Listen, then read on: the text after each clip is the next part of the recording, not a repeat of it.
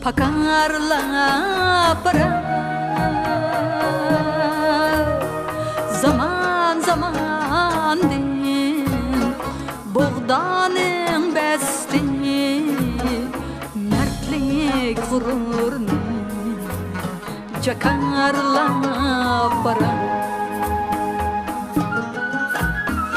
Zaman zaman din buğdanın besti mertlik gururunu jakarlap barar.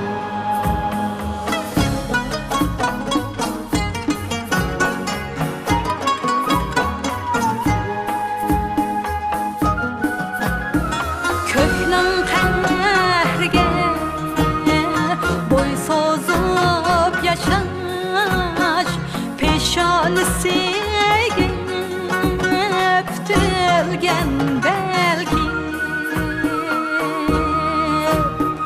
buğdan her tong so'ygachga quyosh hayot simvoli deb keldi xalqi. Qaddi qomatli yorulgan buğdan, og'ri omadlik yorulgan buğdan, mertlik g'ururning simvoli buğdan.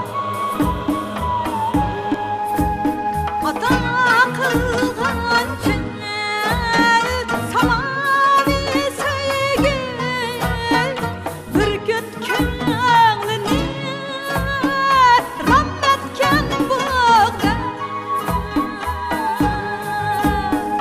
Cho'qqina ara davron sirmangi oltin beshikni ay tavratgan bu, tavratgan bu.